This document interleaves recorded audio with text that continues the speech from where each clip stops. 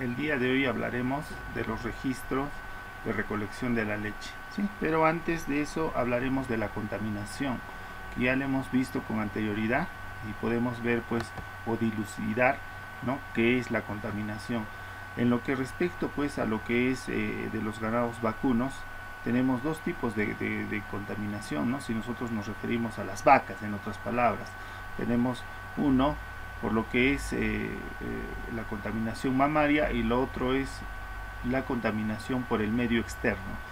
En lo que es contaminación mamaria tenemos pues ascendentes y descendentes. Lo que es ascendentes es lo que hacen las bacterias que se adhieren pues a la piel de la ubre y posteriormente pues entran al ordeño y entran pues a través de por el medio del esfínter del pezón, ¿no? Y de esa manera hay la contaminación. En otras palabras, es cuando los microorganismos están adheridos pues en el pezón, ¿no? Y van entrando por donde sale la leche, ¿no? De otra manera ese sería, ¿no? Y descendentes sería por hematógena, son los microorganismos que pueden causar enfermedad sistemática y tienen pues la propiedad de movilizarse por la sangre o vías a través de los capilares mamarios y llegan a infectar las ubres, ¿no? En lo que es la mamaria descendente es cuando ya la infección es interna, y ya que es interna, entonces va a salir pues también por lo que es por las ubres, ¿no? Es decir, de esa manera también se va a dar esa infección mamaria. Luego tenemos el medio descendente, el medio externo, perdón, ¿sí? Cuando se refiere a lo que es medio externo, nosotros podemos decir cuando es por ya no internamente en la vaca, ¿no?, sino todo lo que rodea a la vaca, es decir, el animal, ¿no?, digamos que sufre una lesión, puede causar una contaminación. El aire también, cuando es pues el aire cuando es hay remoción de tierra, ¿no?, entonces también en el medio ambiente también están pues con los microorganismos, también están pues en el aire, ¿no?, y eso también puede provocar pues ese tipo de contaminación por el medio externo, ¿no? También el agua usada pues en la limpieza de los equipos, utensilios, en el ordeño, ¿no?, y la higiene pues del animal. También ahí también está pues la otra contaminación, el suelo, principal fuente de microorganismos termodúricos y termófilos, ¿no? Entonces también tenemos pues este medio, el suelo también puede ser la contaminación, ¿no? También el suelo, también cuando los animales pues descansan y pues se echan, ¿no?, y de esa manera también se pueden contagiar. Luego tenemos el ordeñador, la persona que va a manipular, cuando no lo hace adecuadamente, con suciedad, entonces ahí es cuando también al animal lo puede contagiar. Luego tenemos el estiércol, ¿sí?, fuente principal de los macroorganismos coliformes, ¿no?, en el estiércol también del guano, entonces ahí está pues, ¿no?, los presentes aquellos microorganismos como son los coliformes, y ellos también son fuentes de contaminación externa. Luego tenemos los utensilios y transporte, ¿no? Es importante una buena higiene, utilizar desinfectantes afecta significativamente la calidad de la leche, ¿no? El control de contaminación. El empleo de los sistemas de ordeñamiento mecánico ayuda a reducir la contaminación a partir del animal, ordeñadoras, aires y suelo, ¿no? Es en el caso pues de lo que son ordeñadores pues mecánicos, ¿no? Pero ya habíamos hablado esto alguna vez, ¿sí?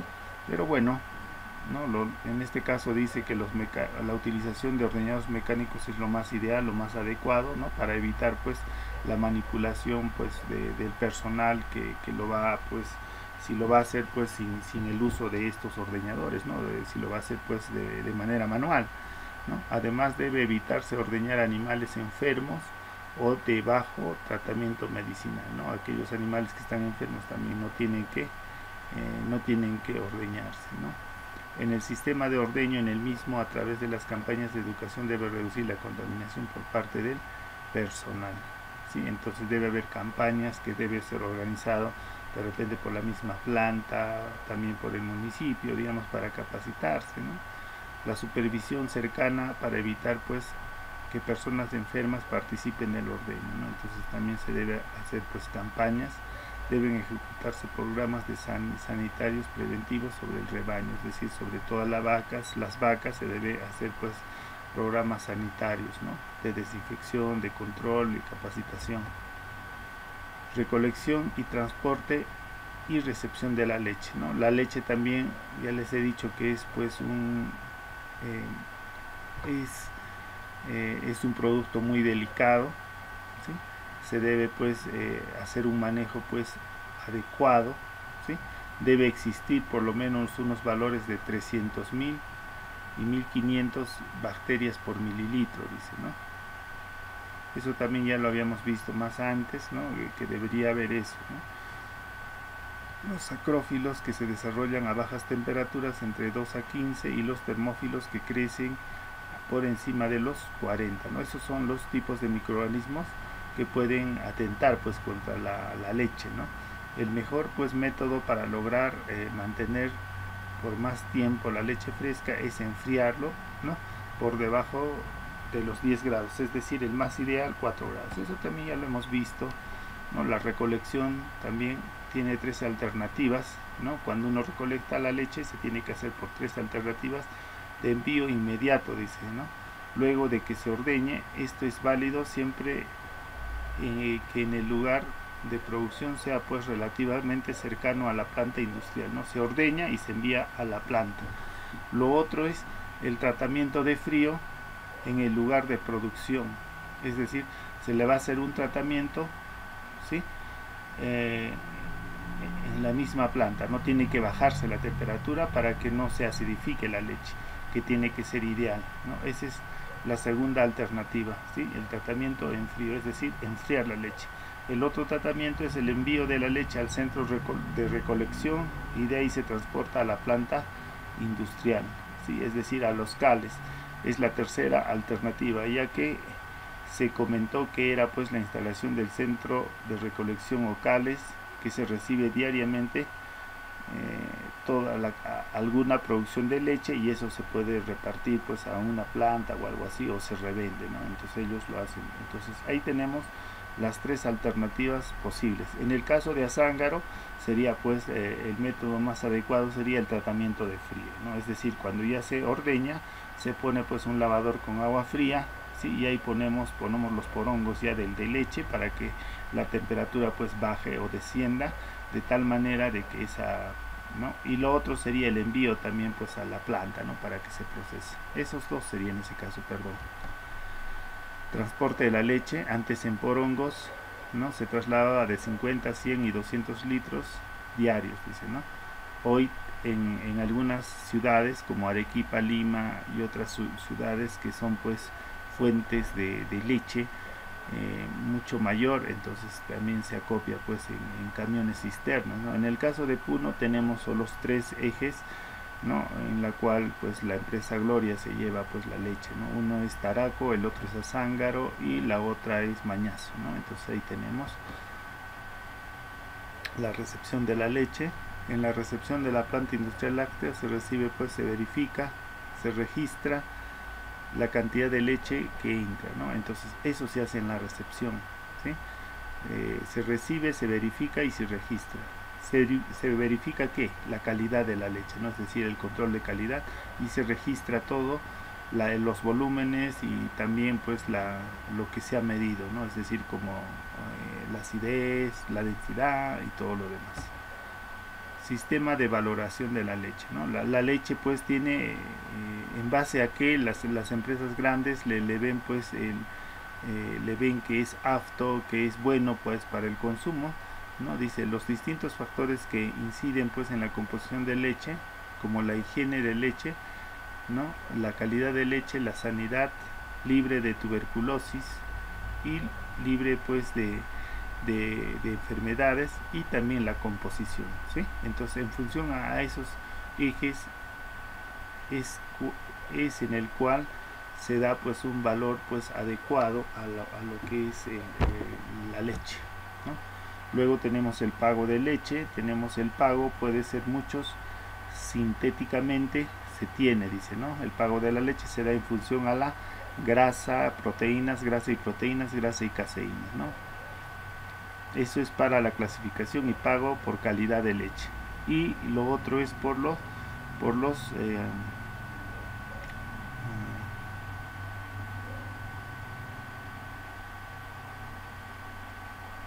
no, perdón, acá, perdón, ¿no? Para el pago de leche, las empresas primero lo que hacen es para la clasificación del pago según su composición, es decir, la leche se paga de acuerdo a cómo es la composición de la leche, ¿no? Es decir, la grasa, proteínas, grasa, proteínas, grasa, caseínas.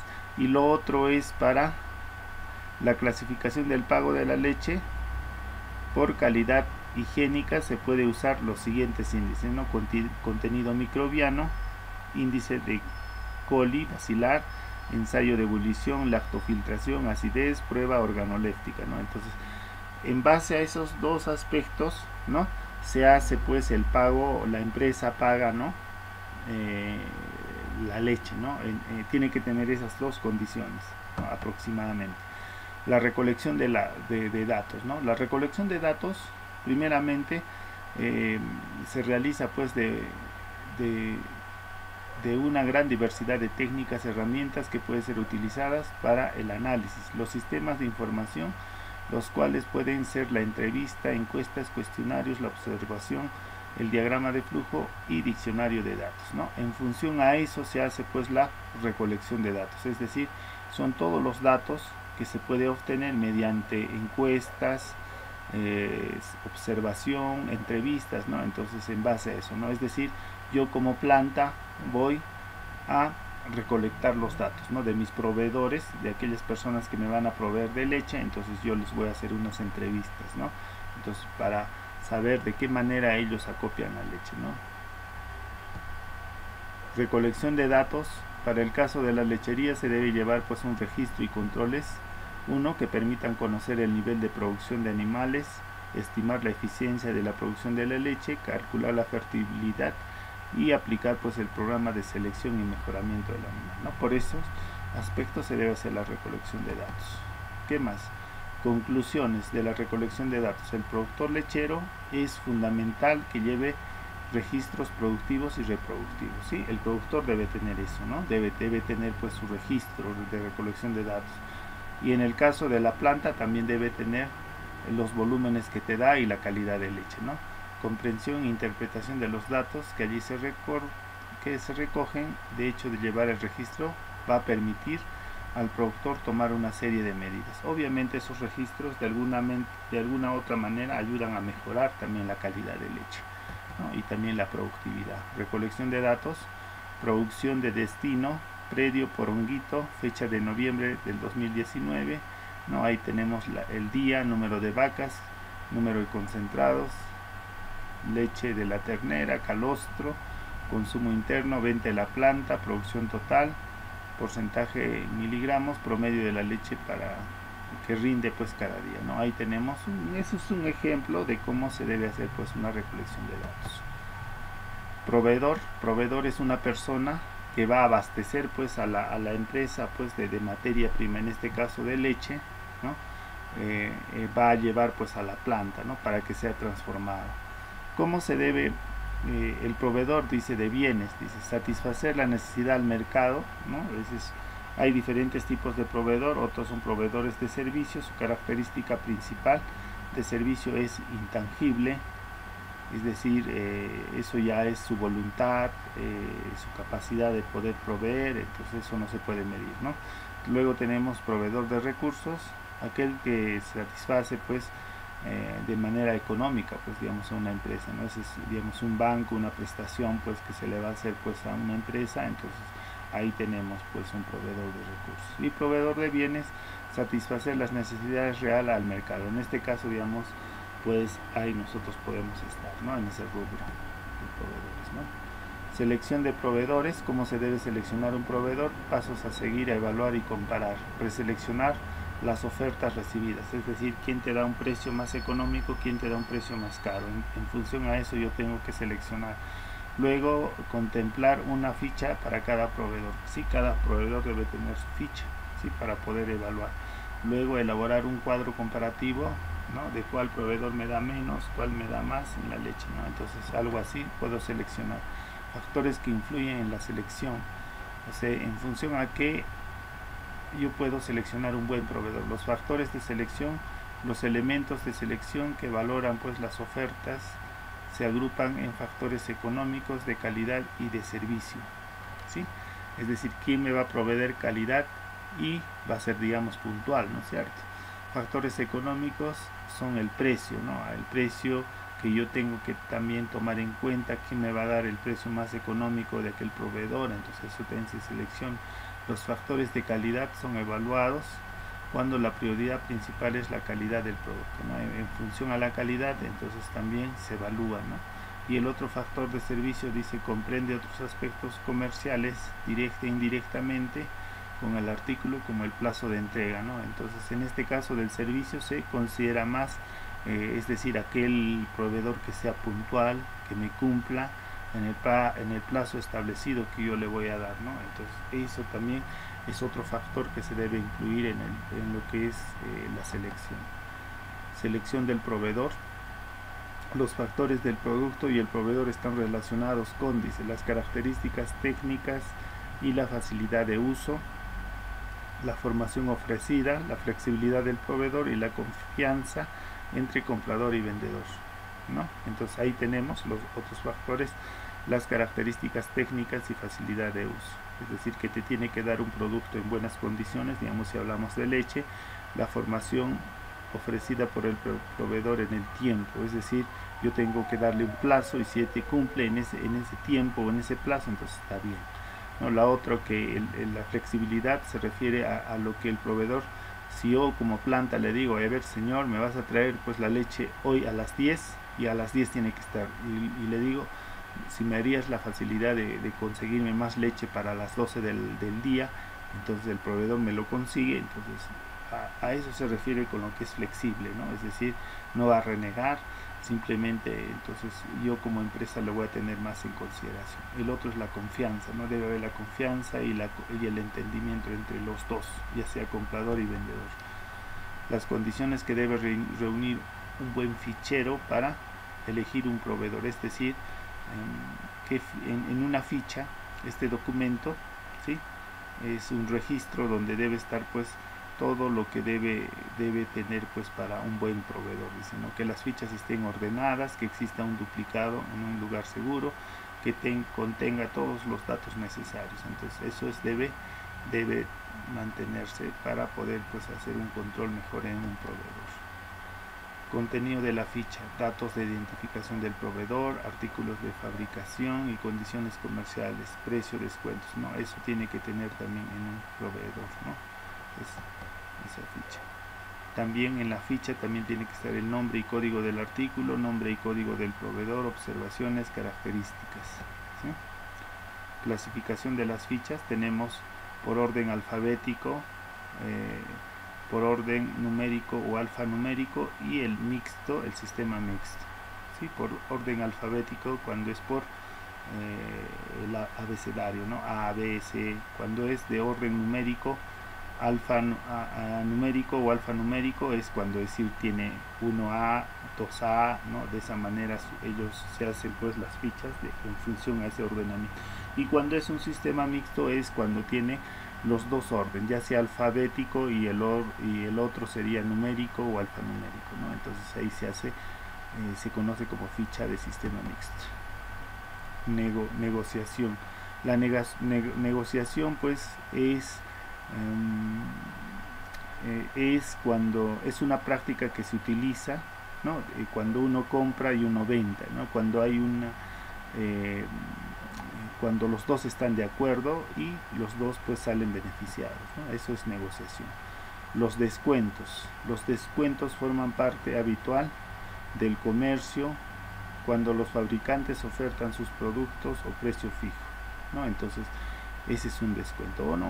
Eso es lo que nosotros podemos percibir también cuando vamos a algún centro comercial, ¿no? Y entonces hay descuento del 20%, entonces es para si es favorable uno para uno. Tipos de descuento: descuento comerciales, es un porcentaje que se aplica sobre una lista de precios, ¿sí?, del proveedor. Generalmente pues el fabricante concede al mayorista, dice, ¿no? Y luego tenemos el descuento pronto pago. Se conoce porque se realiza pues el pago al contado, ¿no? Se paga al contado y se adquiere, ¿no? Y descuentos por volúmenes o rappels, ¿sí? Se concede pues parte del proveedor para que la compra sea de mayor o para que el comprador adquiera mayor producto de artículos durante un periodo de tiempo, y son dos: rappels acumulativo y rappels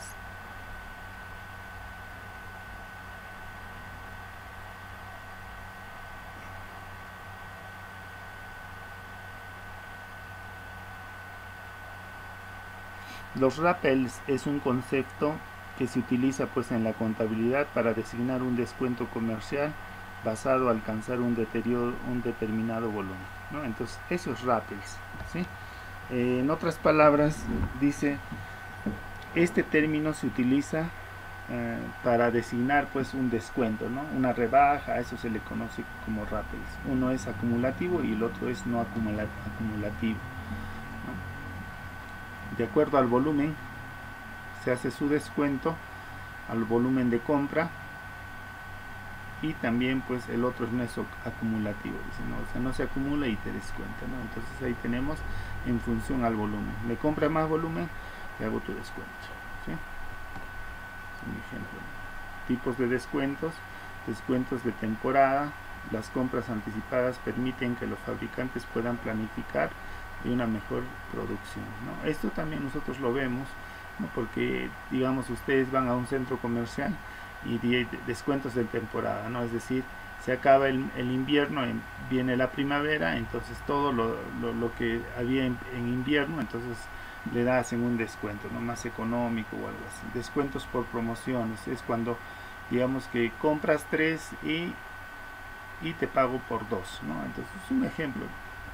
Eso también nosotros lo vemos. El plazo de pago: los tiempos transcurren desde que se realiza la compra hasta que se cancela la deuda contraída, ¿no? Ese es el plazo. Tipos de plazo de pago: tenemos pago a plazo ordinario, es cuando la fecha de pago coincide con la fecha de factura, es decir, al contado. El pago con plazo posfechado es cuando el vencimiento se fija pues en la fecha posterior de la factura, ¿no? Es decir, cuando ya tengo en la factura tengo la fecha pues ya que ya debe cancelarse, entonces ahí ya, ¿no? Entonces el pago con fecha posfechada, si yo tengo que cancelar. Pago con plazo extra consiste en otorgarle al comprador unos días extra, dice, ¿no? Para que haga un efectivo el plazo de crédito, ¿no? Entonces se le da un plazo más para que pueda pagar, o un periodo de días más. Pago a partir del FDM o fin de mes, es decir, el plazo de crédito inicia a finales del mes del cual se tuvo lugar de compra, ¿no? Entonces casi un mes, ¿no? Que se le da el pago para pagar. Pago con plazo de RDP o recepción de producto, ¿no? Es el plazo de pago que se inicia el día que el comprador recibe la mercancía, ¿no? Es decir, me llega la mercancía y yo cancelo, ¿no? Pago que condición C o D: cóbrese o devuélvese. El pago tiene lugar en el mismo momento que la mercancía, ¿no? Si yo lo rechazo, lo puedo rechazar, no hay ningún problema. Pago anticipado cuando se aprovecha el descuento, es decir, esto hacen también en la actualidad, ¿no? Entonces yo hice un curso en la cual me dicen, ¿no? Si pagas por hoy te cobramos 120, si pagas después de la fecha establecida vas a pagar pues 150 soles por el curso, ¿no? Ese es un ejemplo del pago anticipado, ¿no? Los gastos de transporte: tenemos los gastos de transporte portes, cuando el recorrido se realiza por carretera o ferrocarril se llama portes. Fletes, cuando el trayecto se hace por barco o avión, ¿no? Respecto a la entrega de mercancía, las condiciones establecidas. Gastos de transporte incrementa el coste, obviamente, ¿no?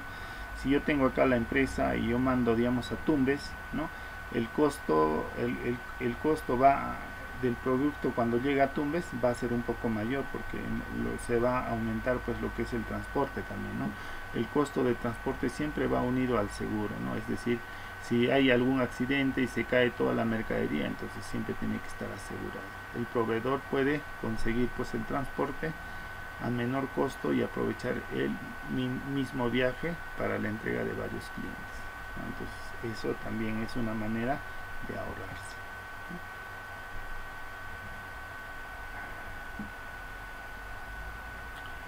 Bueno, acá tenemos los envases, embalajes y otros servicios. Los envases y embalajes son pues elementos que incrementan pues el costo del producto, definitivamente.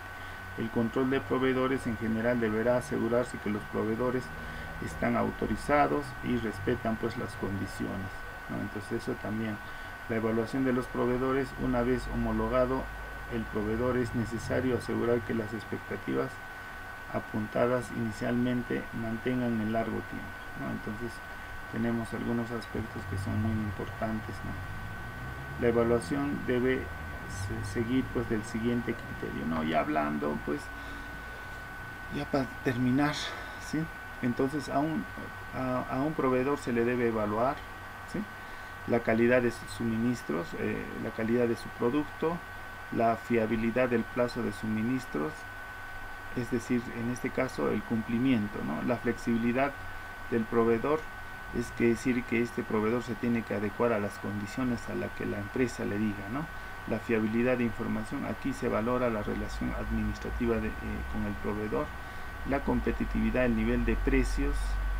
Este criterio tiene en cuenta pues la relación entre el precio y los productos, ¿no? Y de esa manera también se hace más competitivo, ¿no? Si aquel proveedor me da pues a un precio más económico, el otro que me da a mayor precio, entonces yo tengo que ver, ¿no?, cuál me sirve o no. Acá tenemos cómo se evalúa, ¿no? Calidad de suministro 50%, fiabilidad 20%, flexibilidad 20%, flexibilidad de información 5% y competitividad 5%, ¿no? De esa manera yo puedo ponderar, ¿sí?, los valores pues para la evaluación de un proveedor.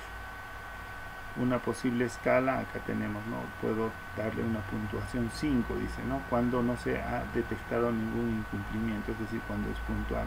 4 es cuando el incumplimiento es poco, de vez en cuando me falla, en otras palabras 1 al 2%, puntuación 3 cuando los incumplimientos están entre 3 y 5, ¿no?, es decir que algunas veces ya falla, ¿no? Puntuación 2 cuando los incumplimientos de especificaciones están entre 6 y 7, ¿no?, es decir, cuando es es decir, no cumple, ¿no? Puntuación 1 es cuando el incumplimiento pues es mucho más fuerte, ¿no? Y puntuación 0 es cuando el incumplimiento es pues es muy incumplido. Un ejemplo de las acciones a tomar: proveedores con puntuación 0 inmediatamente dejan de ser proveedores. Proveedores de puntuación 1 y 2 se notifica al proveedor que en un plazo de un mes, dicen, ¿no? Aquellos que fallan. Y puntuación de 3 o 4, el proveedor, los incumplimientos que ha tenido, se solicita un plan para corregirlos, ¿no? Ahí nosotros tenemos, acá tenemos una ficha cómo se puede evaluar, ¿sí? De esa manera nosotros podemos saber, ¿no?, la calidad pues de proveedores que nosotros podemos exigir pues para nuestra empresa, para nuestra planta.